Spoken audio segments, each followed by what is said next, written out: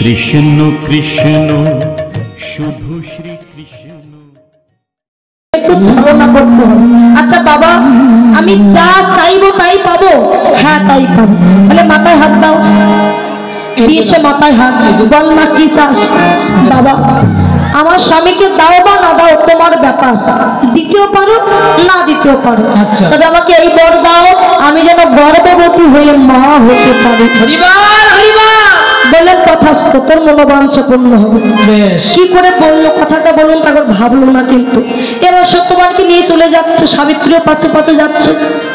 যমরাজ বলছে কি ব্যাপার, তোকে না বললাম সন্তান পাবি, তুই আমার পেছনে কোথায় যাচ্ছিস না? তখন সাবিত্রী বলে বাবা সন্তান তো পাবো, তুমি একটু ভাবো আমার স্বামীকে যদি তুমি নিয়ে যাও সন্তান আমি কোথা থেকে পাবো?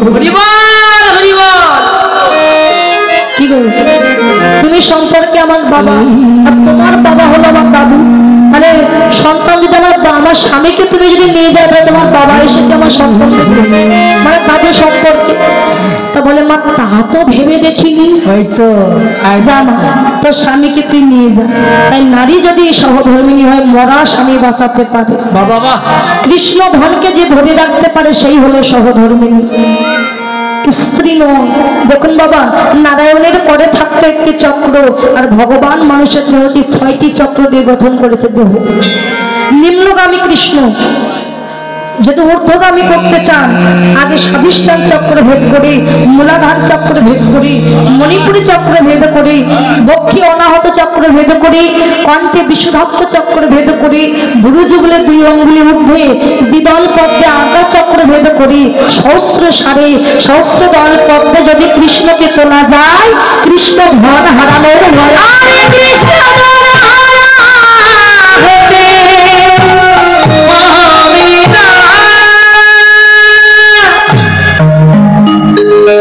রাধে রাধে।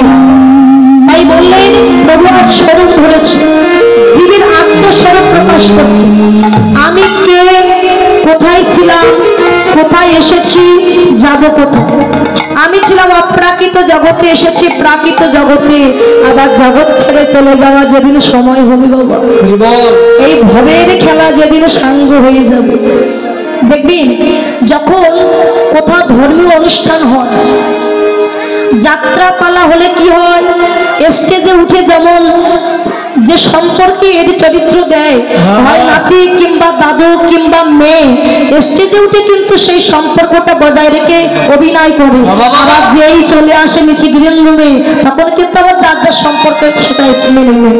ঠিক তেমনি এই ভবের নাট্যশালায় আমরা সবাই অভিনয় করছি। যেদিন অভিনয়ের পালা শেষ হয়ে যাবে সেদিন কে আমার ছেলে, কে আমার বন্ধু, কে আমার স্ত্রী, কে আমার স্বামী, এটা বিচার করার সময় হবে না। সেদিন সব ছেড়ে আপন ঘরের সন্তানে ফিরে যেতে হবে। হরি বল।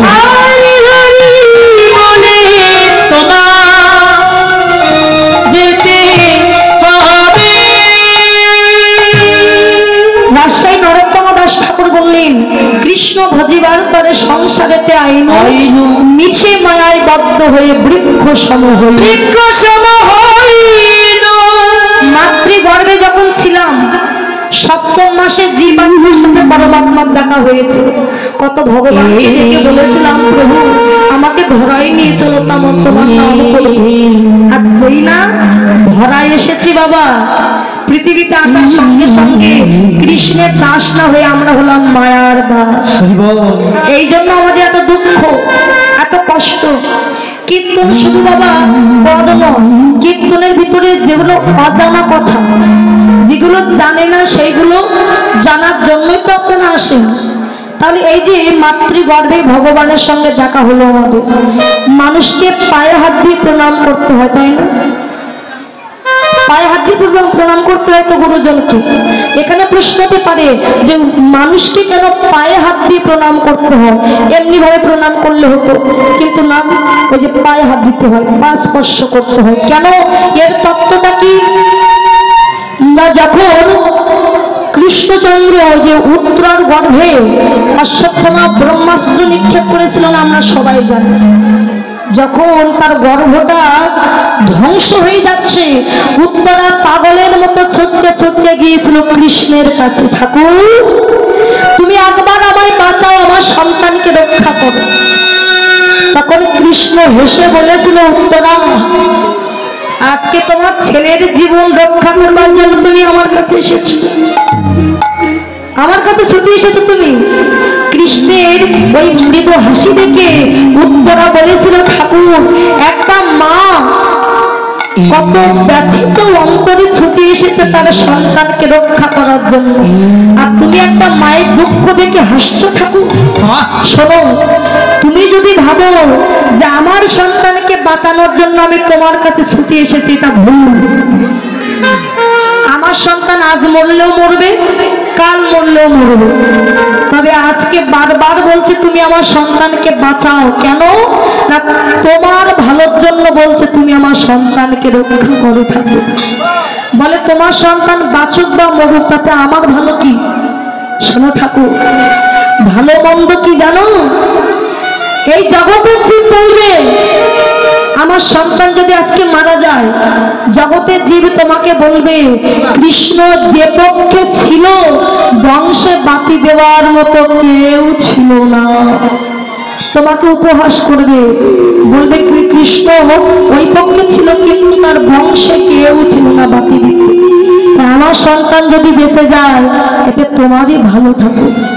কৃষ্ণ আর বিলম্ব না করে উত্তরার গর্ভে প্রবেশ করেছে। আচ্ছা, সন্তান যখন মায়ের গর্ভে থাকে মাথা কোন দিকে থাকে?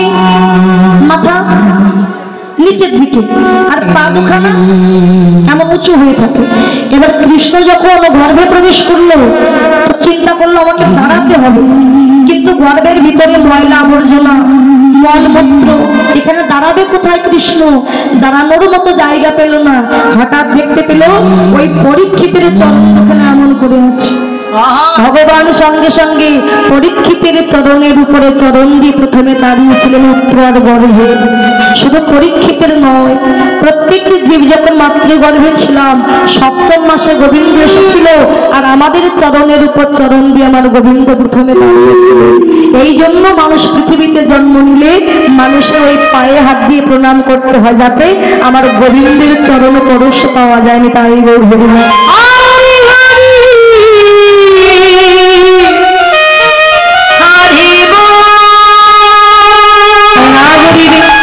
আমি দেখলাম কি জানিস, আজও কি নবদ্বীপ পছন্দ, আজও কি নবদ্বীপ পছন্দ,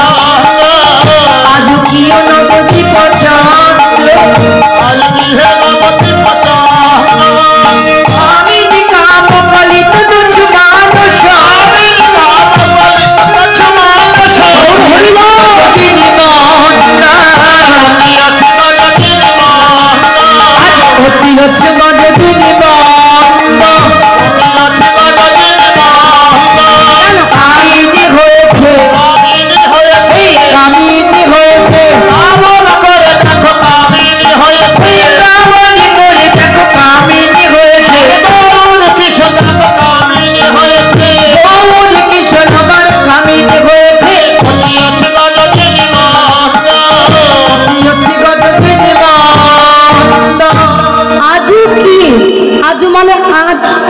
আমি প্রত্যেকটি কথা আপনাদের ভালো করে বুঝিয়ে দেবো, শুধু আপনারা ধৈর্য সহকারে শুনুন। কেননা আপনাদের ওই যে সুর তাল অন্যরকম, বাবার আমাদের আলাদা, এই জন্য আপনাদের বুঝতে একটু কষ্ট হয়, আমরাও জানি। কেননা আপনাদের এই যে সুর যে একই রকম, আর আমরা তো সাতক্ষীরা এলাকার মানুষ, আমাদের সুরটা একরকম। এই জন্য বলছি ধৈর্য সহকারে বসুন, একটা করে ভেঙে ভেঙে বুঝিয়ে বলুন। বলে আগে শ্রবণ পরে কীর্তন, কীর্তন কিন্তু আগে নয়।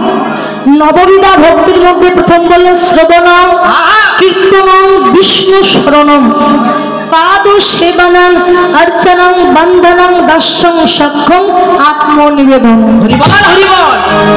আগে শ্রবণ পরে কীর্তন। ভক্তরা যদি না শোনে কীর্তনিয়া কীর্তন করে আনন্দ। শ্রবণের অধিকারী কে ছিলেন? শ্রবণের অধিকারী কে? ওই যে পরীক্ষিত মহারাজ, যার কিনা এক সপ্তাহের মধ্যে মৃত্যু হল। শুধু পরীক্ষিতের নয় মা, আমাদের এক সপ্তাহের মধ্যে মৃত্যু হবে। আমি গ্যারান্টি দিয়ে বলছি, এক সপ্তাহের মধ্যে মৃত্যু হবে।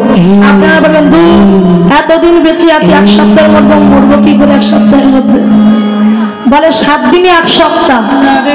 যত মাস যাবে, বৎসরে যাবে, যুগ যাবে, ওই 1 সপ্তাহ দিয়েই কিন্তু যাবে।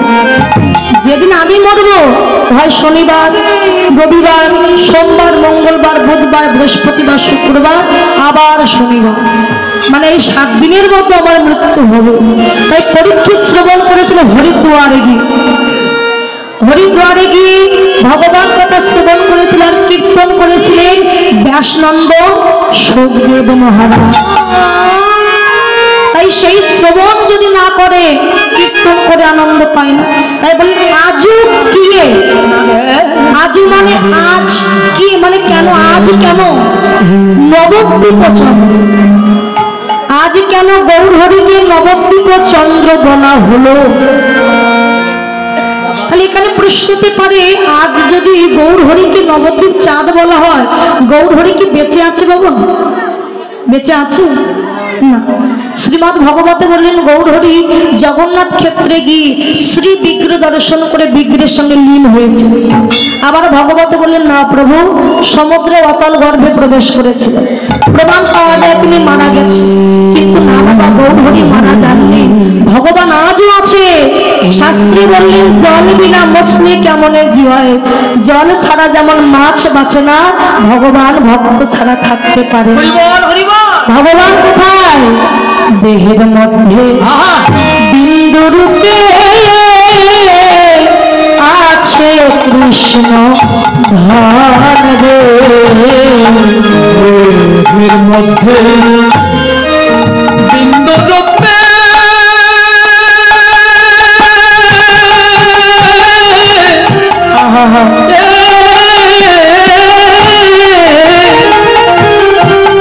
তোমার আছে কৃষ্ণ ধন রে।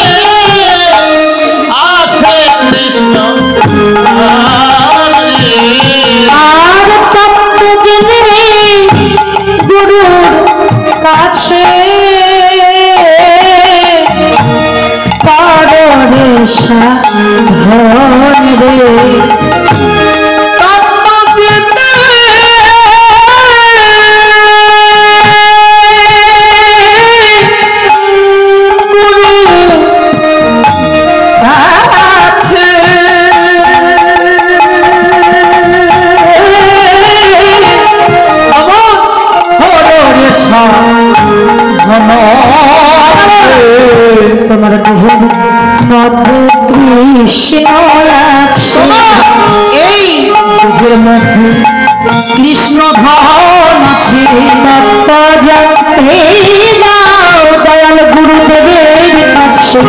দেহের মধ্যে কৃষ্ণ আছে, এই তত্ত্ব জানতে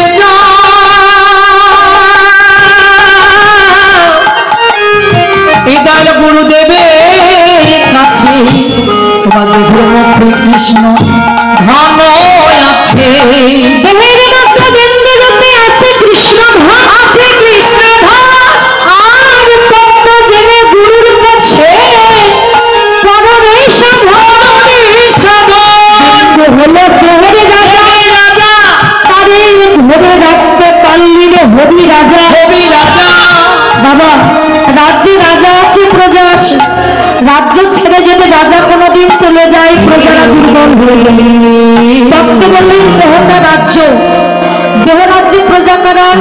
10 ইন্দ্রিয় ষড়রিপু, চোখ মুখ হাত কান এগুলো প্রজা, আর রাজা হলো এই কৃষ্ণ ধন, বিন্দুরূপী কৃষ্ণ ধন। সবার উপরে সিংহাসনে বসে আছে। আর এই কৃষ্ণ যদি চলে যায় তখন রাজ্যে কি হবে জানেন? অল্প দিনেই চোখে ভালো দেখতে পাবেন না, কানে ভালো শুনতে পাবেন না, হাত পা অসার হয়ে যাবে, মানে দেহ বৃন্দাবন বা দেহ নবদ্বীপ অন্ধকার হয়ে যাবে। এই দেহ নবদ্বীপের মাঝে গৌরহরি তাকে নদিয়া চাঁদ বলল। বলে নদিয়া চাঁদ কেন জানো?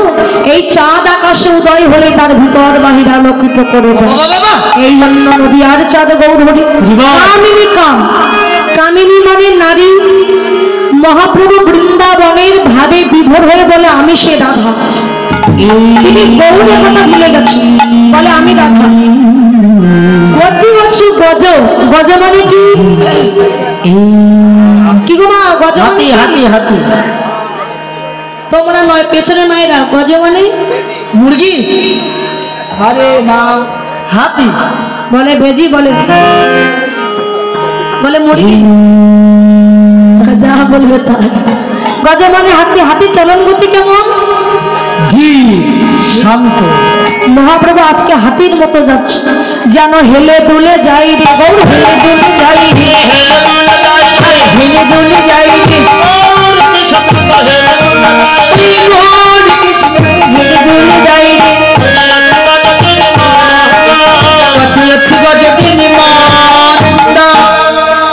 হাতির মতো যাচ্ছে কেন গৌর হরি? এর কারণটা কি?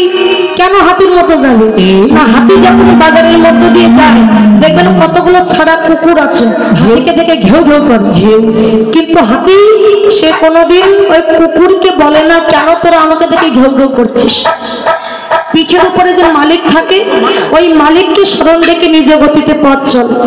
তাই বাস্তব জগতে যদি কোনো বৈষ্ণব বাবাজি থাকে, গলায় তুলসীর মালা নেয়, হাতে জপের মালা নেয়, রাস্তা দিয়ে যদি হেঁটে যায়, দেখবেন আন পাড়া প্রতিবেশী আছে, ওই বৈষ্ণব বাবাজিকে দেখে কি করে, হরি হরি বাবা, দেখ বৈষ্ণব হয়েছে, মাথায় আবার ঝাঁকা রেখেছে, মাথায় আবার তরমুজের গোটা রেখেছে, গলায় তুলসীর মালা দিয়েছে, খালি পায়ে, ঠাট্টা করে না বাবা। কিন্তু ওই ভক্ত যদি ওই আন কথায় কান্না দিয়ে তার মালিককে স্মরণ রেখে নিজে গতিতে পথ চলতে পারে, একদিন না একদিন প্রভুর চরণ সে পেতে পারে। হরি হরি হরি হরি বল, হরি বল, হরি। হাতির মতো যাচ্ছে, জগৎকে শিক্ষা দিতে। জগৎ হাতি যেমন কোনোদিকে কান দেয় না, তার পথ সে চলে, তোমরাও হাতির মতো চলো, কোনোদিকে কান দিও না। তা আমি হাতির মতো যাচ্ছে তোমাদের শিক্ষা দেওয়ার জন্য। আর হরি নাম গাইতে হবে, হাত তুলে সবাই মিলে আমরাও গাইবো রাধে রাধে। সবাই তুলুন মায়েরা, সবাই একটু হরি নামে তো আনন্দ প্রয়োজন, বাবারাও তুলুন, মায়েরাও তুলুন, সবাই হাত তুলুন, যাদের হাত আছে আর কি তারা তুলুন, কষ্ট হবে না তো। হরি বল, হরি বল, যাদের হাত আছে তুলুন, মুখে হরি বল, হরি বল, হরি বল বলে, মুখে হরি বল, হরি বল, হরি বল বলে, হরি বল, হরি বল, হরি বল বলে, মুখে হরি বল, হরি বল, হরি বল বলে, তাই নেছে যা